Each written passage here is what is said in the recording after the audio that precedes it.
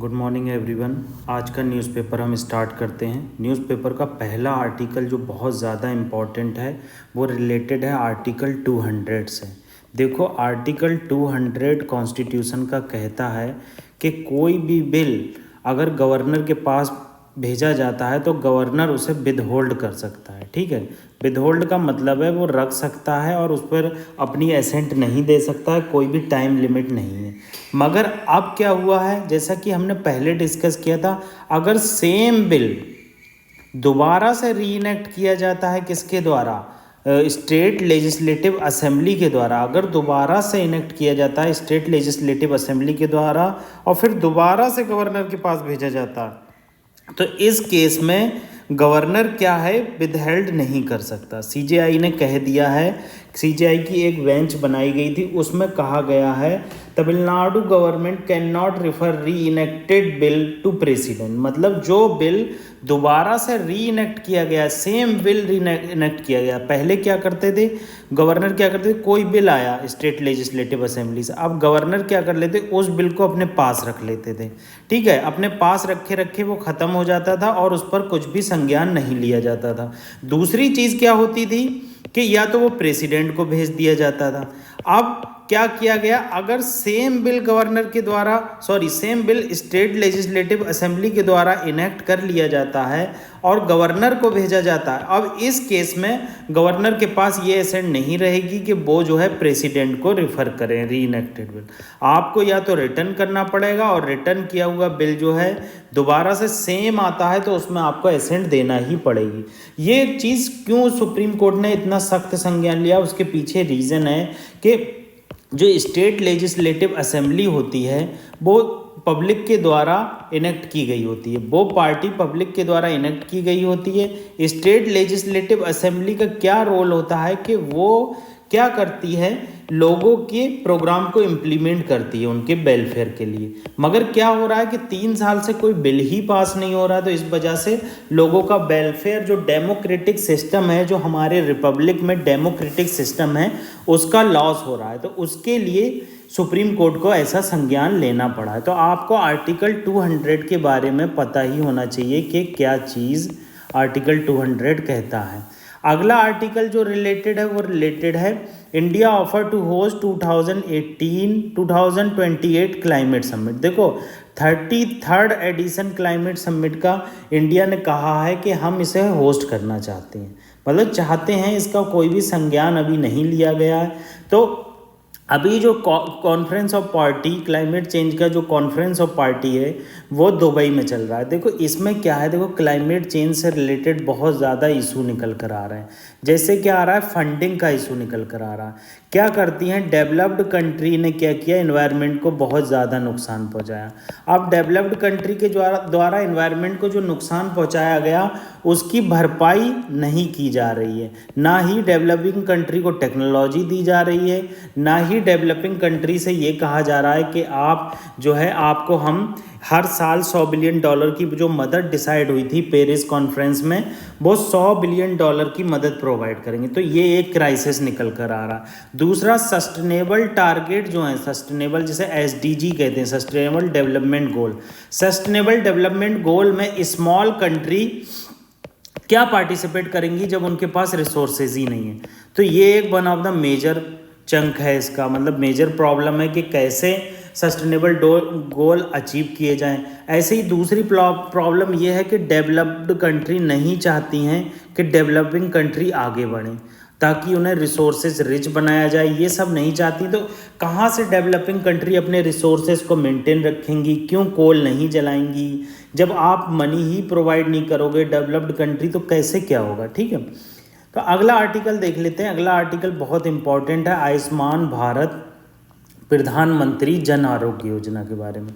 देखो, इसको लॉन्च किया गया था सितंबर 2018 में। Ministry of health and welfare इसकी नोडल एजेंसी है। ठीक है, आयुष्मान भारत प्रधानमंत्री जन आरोग्य योजना, इसका मेन पर्पस क्या था कि सेकेंडरी और टर्सरी केयर प्रोवाइड करना और वल्नरेबल सेक्शन को, जो वल्नरेबल हमारी पॉपुलेशन है सोसाइटी में, उसको केयर गिविंग सर्विसेज प्रोवाइड करना। देखो सेकेंडरी और टर्सरी सेक्टर समझ लेते हैं। देखो सेकेंडरी और टर्सरी सेक्टर वो होते हैं जहाँ पर हॉस्पिटलाइजेशन की व्यवस्था होती है।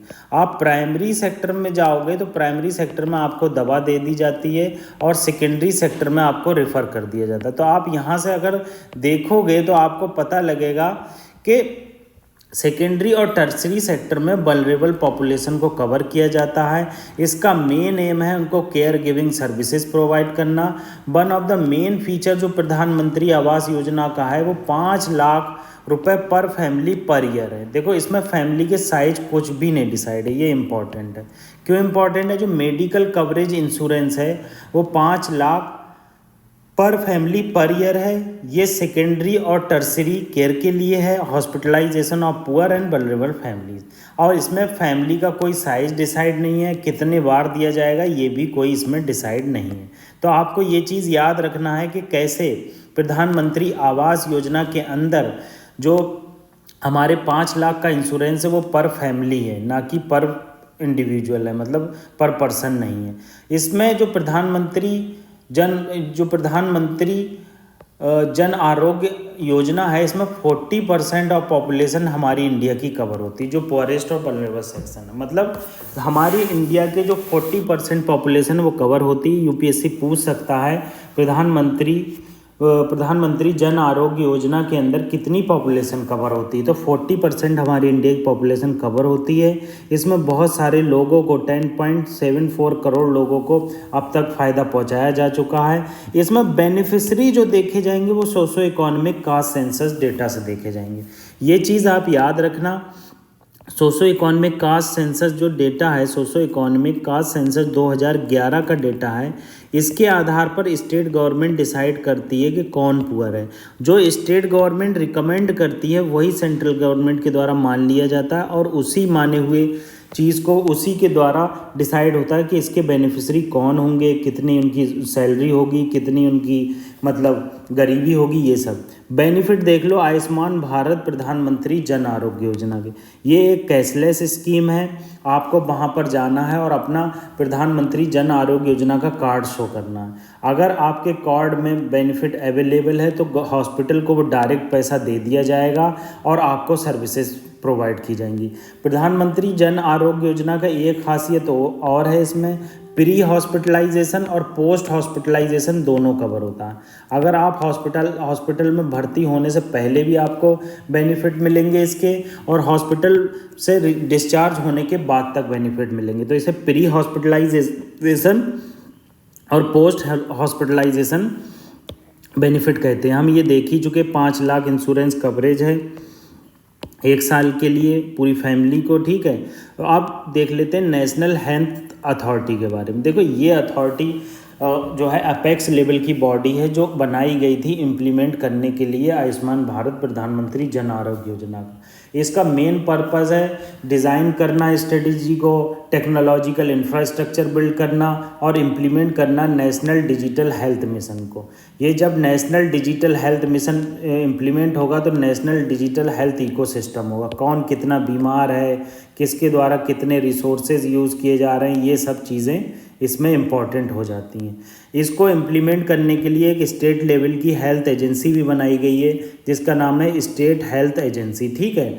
ये सोसाइटी और trust has been set up respective state, मतलब रिस्पेक्टिव स्टेट के द्वारा स्टेबलाइज की जाती है। अब देखो ये हमने प्रधानमंत्री जन आरोग्य योजना के बारे में डिस्कस किया कि कैसे प्रधानमंत्री जन आरोग्य योजना 2018 में लॉन्च हुई, ठीक है। नेशनल हेल्थ अथॉरिटी क्या है, कौन सी मिनिस्ट्री में आती है और स्टेट हेल्थ एजेंसी कैसे स्टेबलाइज की जाएगी, नेशनल डिजिटल हेल्थ मिशन कैसे इम्प्लीमेंट किया जाएगा नेशनल हेल्थ अथॉरिटी के द्वारा। ये बेसिक चीज़ें हैं जो आपको पता ही होना चाहिए, क्योंकि आयुष्मान भारत प्रधानमंत्री जन आरोग्य योजना बहुत ज़्यादा चर्चा में रहती है।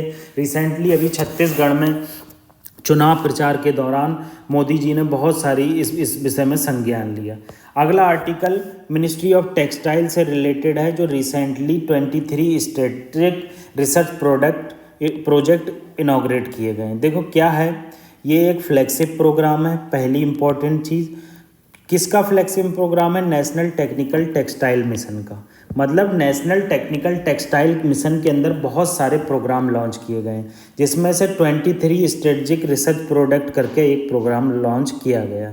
रिसर्च प्रोडक्ट की जो वर्थ है वो 60 करोड़ है, और इससे क्या होगा, हम रिसर्च कर सकेंगे स्पेशलिटी फैब्रिक में, एग्रीकल्चर में, स्मार्ट टेक्सटाइल में, हेल्थ केयर में, स्ट्रेटजिक एप्लीकेशन में, मतलब बहुत ज़्यादा जियो टेक्सटाइल, मतलब हर टेक्सटाइल के फील्ड में हम रिसर्च करना चाहते हैं, उसको बढ़ावा देना चाहते हैं। हमारे लिए इम्पॉर्टेंट है टेक्निकल टेक्सटाइल की डेफिनीशन क्या होती है। देखो, अगर आप एस्थेटिक प्रोडक्ट छोड़ दो, एस्थेटिक प्रोडक्ट क्या होते हैं, आप अगर एस्थेटिक प्रोडक्ट छोड़ दो, बाकी जो चीज़ें हैं वो जो आती हैं वो हमारे टेक्निकल टेक्सटाइल में आती। मान लीजिए एक किट है, किट का मतलब आप कोरोना में जो किट देखते थे डॉक्टर पहनते थे, वो भी टेक्निकल टेक्सटाइल है।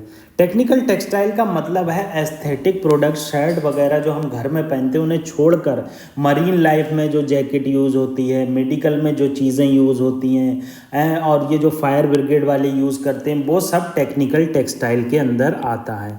आप देख ही सकते हैं, यहाँ बताया गया technical textile product manufacture non aesthetic purposes, मतलब जो एस्थेटिक कपड़ा उपड़ा छोड़कर वही चीज़ें आती हैं। जैसे इसमें ऑटोमोबाइल मोटिव एप्लीकेशन, मतलब बहुत सारे ऑटोमोबाइल सेक्टर में बहुत ज़्यादा प्रोडक्ट यूज़ होते हैं, उसमें इसका यूज़ होता है।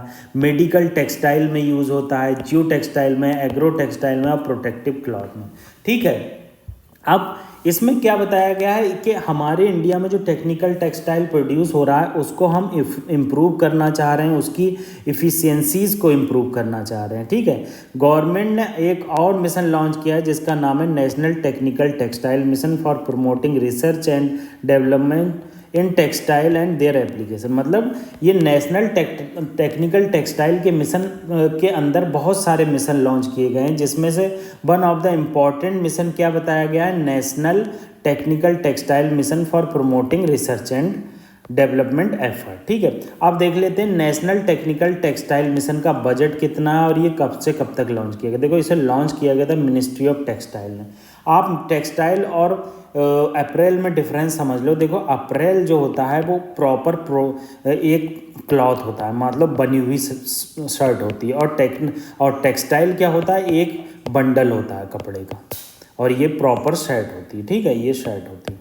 तो इस तरह से मतलब अप्रैल और टेक्सटाइल में डिफरेंस है। ठीक है, अब national technical textile mission launch किया गया मिनिस्ट्री ऑफ टेक्सटाइल में। इसका पीरियड 4 साल है, 2020 से 24 तक। आउटले 1480 करोड़ है। इसका मेन पर्पज़ है इंडिया की ग्लोबल लीडरशिप बनाना टेक्निकल टेक्सटाइल में। हम जो टेक्निकल टेक्सटाइल में हम 40 से 50 बिलियन डॉलर तक पहुंचना चाहते हैं, और ग्रोथ रेट 15 से 20% करना चाहते हैं। ठीक है, ये जो है टेक्निकल टेक्सटाइल मिशन हमारे मेक इन इंडिया इनिशिएटिव में सपोर्ट करेगा। जो हमारे इंडिजीनियस प्रोडक्ट बनते हैं उसको सपोर्ट करेगा, कैसे इंडिजीनियस प्रोडक्ट को बढ़ावा दिया जाए, ये सब। इस मिशन में क्या क्या चीज़ें कंप्राइज हैं, 4 कंपोनेंट इसमें कंप्राइज हैं। रिसर्च है, innovation, development, promotion and market development, export promotion, education, training, skill and development. देखो, नेशनल टेक्निकल टेक्सटाइल मिशन का मतलब यही नहीं है कि केवल हम टेक्निकल टेक्सटाइल बनाएंगे मेडिकल सेक्टर के लिए, ऑटोमोबाइल सेक्टर के लिए, बहुत सारे सेक्टर के लिए, ऐसा नहीं है। इसमें क्या है, रिसर्च, इनोवेशन एंड डेवलपमेंट किया जाएगा, प्रमोशन एंड मार्केट डेवलपमेंट किया जाएगा, एक्सपोर्ट प्रमोशन किया जाएगा, एजुकेशन, ट्रेनिंग और स्किल डेवलपमेंट किया जाएगा। फोकस क्या है, developing user technical textile in various flexing mission. मतलब इसका जो टेक्निकल टेक्सटाइल मिशन डेवलप किया जा रहा है इसका बहुत सारे सेक्टर में यूज़ होगा, इंपोर्ट डिपेंडेंसी हमारी कम होगी, ये तो आपको ऑब्वियस सी बात है, पता होगा। आप गवर्नमेंट के अदर इनिशिएटिव देख लो, कभी कभी PLI पूछ लेता है। देखो, production link incentive scheme for technical textile. पहले हम जानते हैं PLI स्कीम है क्या। मान लो गवर्नमेंट ने कहा कि आप अगर 10 प्रोडक्ट बनाते हो, पहले आप 6 बना रहे थे, अगर 6 प्रोडक्ट बनाते हो तो PLI के थ्रू, प्रोडक्शन लिंक इनिशिएटिव जो है, इसमें कोई भी इंसेंटिव आपको नहीं मिलेगा 6 प्रोडक्ट में। मगर अगर आप अपने प्रोडक्शन को इंक्रीज़ कर देते हो और एक्सपोर्ट में ये बेनिफिट करता है, तो हम आपको हर 4 प्रोडक्ट पर इंसेंटिव देंगे। ठीक है। यही इंसेंटिव जो होते हैं यही सी को कहा गया है प्रोडक्शन लिंक्ड इंसेंटिव। मतलब आप प्रोडक्शन में अपने बढ़ोतरी कर रहे हो, उसको बढ़ावा दे रहे हो, तो that is called production linked incentive. ठीक है। तो इसमें यही बताया गया है कि पीएमएलआई जो है टेक्निकल टेक्सटाइल में कैसे वर्क करेगी, कैसे इन्वेस्टमेंट पीरियड इसका 5 साल तक बढ़ाया गया है। पीएलआई मैन मेड फैब्रिक में, गारमेंट में और टेक्निकल टेक्सटाइल में यूज़ होगी। और इस जो पीएमएलआई की गई है ये मेनली जो है हमारे इंडिजीनियस लोग हैं सॉरी, जो इंडिजीनियस पीपल हैं, इंडिजीनियस इंडस्ट्रीज़ हैं, उनको बेनिफिट प्रोवाइड करेगी।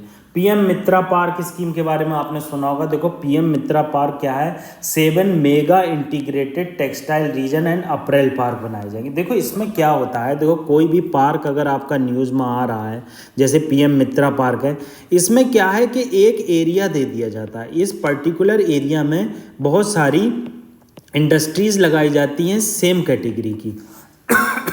सेम कैटेगरी का क्या मतलब है, सेम कैटेगरी का मतलब क्लॉथ से ही रिलेटेड इंडस्ट्री लगाई जाएगी। तो जो एक दूसरे को फैब्रिक की ज़रूरत होती है उसके लिए इधर उधर नहीं भागना पड़ता। मान लो ये धागा बना रहा है, ठीक है, मान लो ये धागा बना के इसे दे रहा है अप्रैल बनाने वाले को, और ये जो कंपनी है सिलाई करने वाली, ये ब्रांडिंग करने वाली। तो इस तरह से सारी चीज़ एक ही जगह हो जाती है। इसी को हम पार्क कहते हैं, जो पार्क स्टेबलाइज किए जा रहे हैं। तो पीएम मित्रा पार्क स्टेबलाइज किए जाएंगे। और ये जो है सॉरी, ग्रीन फील्ड और ब्राउन फील्ड साइट्स होंगी। ग्रीन फील्ड क्या होता है, जो बिल्कुल न्यू प्रोजेक्ट बनाए जाते हैं उन्हें ग्रीन फील्ड कहा जाता है, और ब्राउन फील्ड उन्हें कहा जाता है जो अपने ऑलरेडी स्थित हैं उन प्रोजेक्ट को हम मॉडिफाई करके न्यू कंपनी बनाते हैं। तो ये चीज़ यहाँ पर बताई गई है।